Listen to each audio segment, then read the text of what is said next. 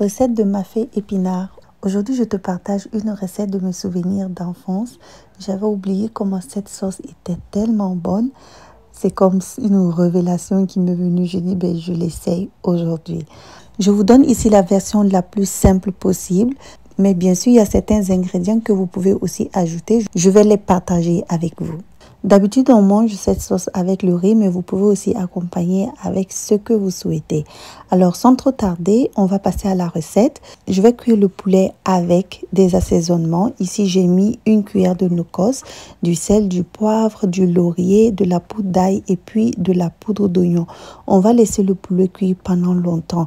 Je vais laisser cuire pendant au moins 30 minutes. Pendant que le poulet est en train de cuire, je vais m'occuper des épinards.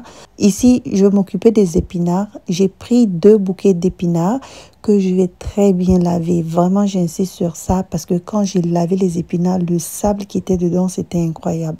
Alors, lavez bien, même s'il faut laver 10 000 fois. Lavez pour que ça soit vraiment très propre parce que il n'y a rien de plus désagréable que le sable dans la sauce. C'est vraiment très désagréable. Alors, on va aussi découper ça en très petits morceaux. Donc, coupez ça le plus finement possible que vous pouvez là. Tu as dû remarquer que je n'ai pas ajouté de l'huile au poulet, mais le poulet a relâché sa propre graisse que je vais utiliser pour continuer la cuisson. Alors maintenant, je vais ajouter de l'oignon, de la tomate, de l'oignon vert, de l'ail et puis du piment. J'ai ajouté un demi-piment, vous pouvez en rajouter plus si vous voulez. Alors on ajoute ça et puis on mélange. On va laisser cuire jusqu'à ramollir, avoir ce résultat que voilà.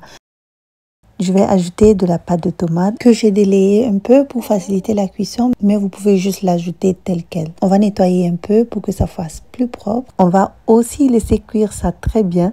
Et puis, next step, ça va être d'ajouter la pâte d'arachide. Donc là, c'est de la pâte d'arachide en boîte que j'ai. Alors, je vais ajouter 4 cuillères à soupe environ de pâte d'arachide. Rajouter plus, dépendamment de la quantité de sauce que vous souhaitez.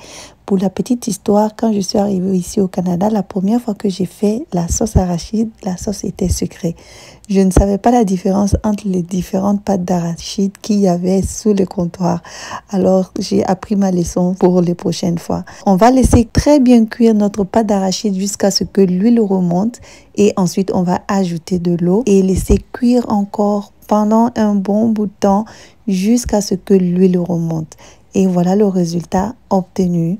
À partir de maintenant, je vais ajouter les épinards qui ont été découpés au préalable. Alors, comme je disais, il y a d'autres ingrédients que vous pouvez ajouter à cette sauce. Vous pouvez ajouter un peu de gombo si vous voulez. Vous pouvez aussi ajouter du poisson fumé ou de la poudre de soumara.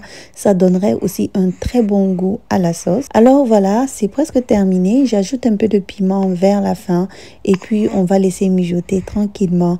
La sauce est prête à être dégustée. J'espère que vous allez l'essayer. À très bientôt pour d'autres rendez-vous culinaires.